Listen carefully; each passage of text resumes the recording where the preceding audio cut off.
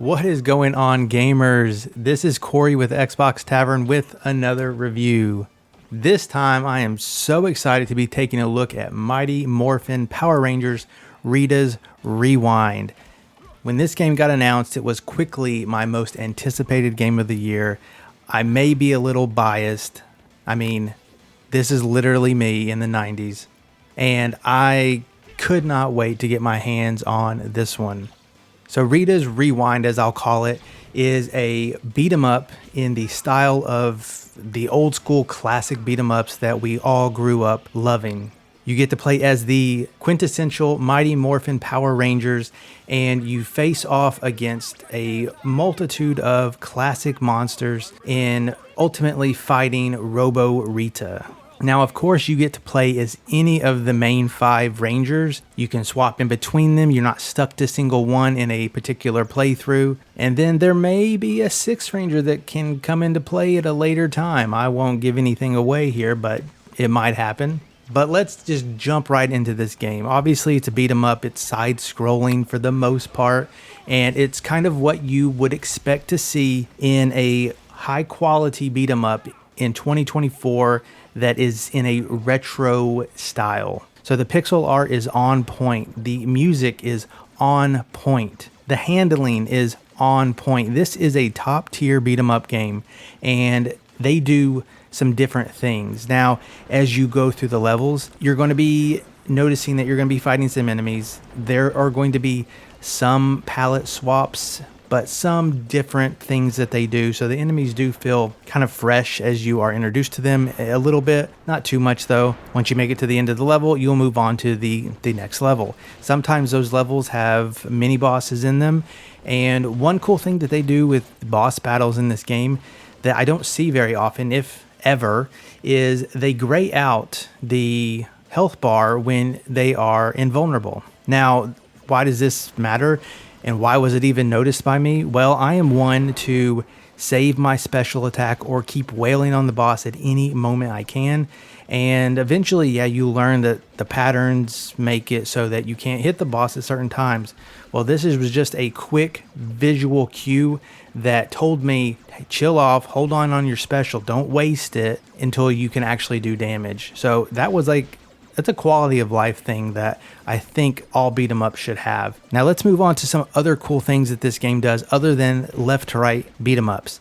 Some stages will have you riding vehicles and it becomes a shoot 'em up, which is really cool in this game. It really throws you for a loop and gives you a fresh sense of a different gameplay. You're not stuck in the same left to right loop. Now, sticking in the sense of shoot 'em up, there are levels where, if you know Power Rangers at all, you're going to get into your Zords, and those are in a shoot 'em up style as well. You're going to be controlling, basically moving left to right on the screen as you progress forward. You can jump and you can shoot. Now, this is probably, if I'm being really nitpicky with this game because I just had such a good time with it. The controlling on these shoot 'em up sections are a little off. I think they could be better, but you control the reticle with your left thumbstick. You also control moving left and right with the left thumbstick. So it is a little off-putting on aiming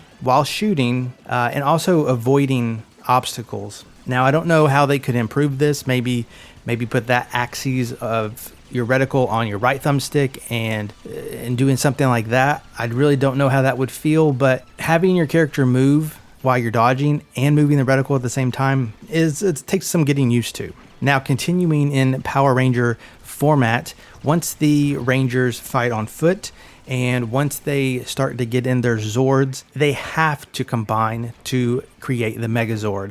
And that is going to be typically your third act, your big boss battle of the episode. And it is, again, a little different than the rest of the game. You are obviously in the Megazord at that point, co-piloting the Zord, and at that point, it becomes a Punch-Out like style game where you have to basically dodge ranged attacks, you have to dodge quick moving physical melee attacks by the enemy, and when you can, you need to punch that guy as many times as you can to fill up a bar. And once you do that so many times, your power sword comes down, you grab that, and you swing and defeat the enemy. Now, one thing I haven't mentioned is co-op in this game, which is a big thing with beat 'em ups. At launch, which is the only thing I can mention as far as playing, on the Xbox, you can have up to 6 players with local co-op. Now, there's 5 Rangers, as you know. Well, it supports 6 players. It supports 6 players at a certain point in the game, so take that for what you will. That is all local co-op. At the time of this review, they have only mentioned online co-op coming soon, but it's going to be limited to 2 consoles with 3 players, up to 3 players on each one. So you will be able to have 6 players online, but that can only span across 2 consoles. So that in and of itself poses a problem when it comes to wanting to play this game with your friends. You could do that as long as all 6 of you are in just 2 places and not in 6 places. So a little disappointing, but that's what we have to deal with. Now back to the Megazord battle. When you have multiple people, you each get a turn. Now, if you get hit during your attack pattern on this Megazord battle, you will kind of lose your turn. It will go to the next ranger, the next player. They will get their turn. And if they successfully fill up their bar or get hit, then it goes to the next one. So it really is kind of a pass and play methodology at that point. Now that could be a little off-putting because basically once you start this for the very first time, you're going to be trying to figure out what to do. It's almost a guarantee that you're going to get hit. Then it's going to go to the next person. They're probably going to do the same thing, and then it's going to go back to you. And if somebody is not doing so hot on your team, it's just going to make the Zord battle a little longer. But, I played single player that the whole thing, and then I tried it with my kids, so it really wasn't bad single player wise because it kind of keeps the flow going. But it's something to note when my kid played. I noticed not only did I eventually have to take the controller, it just made it go on a little longer. So there we go. We had our on foot section, we had our vehicle section, Zord section, and a Megazord section, and that kind of encompasses all the different kinds of levels you can encounter. Speaking of levels, they are broken into like chunks. So basically like 3 levels will culminate an episode. And the worst part about this game is that it's only 5 episodes. So you've got like 15 levels here. And it's bad in the sense that it's a really good game. And I wanted it to go so much longer. Now, I get beat 'em ups can't be that long. But on easy, this only took me like 2 hours and some change. Now, there is some replayability. I want to play this on harder difficulties. There are collectibles and things to find. So I will be going back and trying it on harder difficulties, especially with the achievements that require it. But getting through it that fast was it was a little disappointment just because I was having so much fun with it. But that said, that's, I guess, a good problem to have when a game is so good you want it to keep going. But yeah, that's like the gist of the game. It brings all of the great aspects of a beat 'em up, puts it in this wonderful, beautiful package, and it has one of my favorite nostalgic franchises, the Power Rangers. I couldn't ask for anything better in a Power Rangers game in 2024, I don't think, unless it was some kind of AAA RPG game. But that's never happened, and this is just about as good as I can ask for. To add to that, like the visuals, in the sound, the music, it is so good. It just really completes the package. Really, my only gripes are some weird controls that you have to get used to, and I really wish it was longer. If you grew up with the Power Rangers at all and you like beat 'em ups, this is a no-brainer.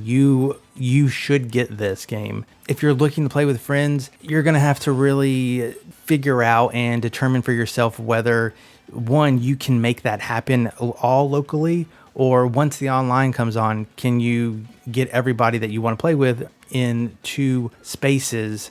That's going to be up to you. As a single player mostly, I'm happy with this product. I am excited to go back and play the game probably several times as different Rangers.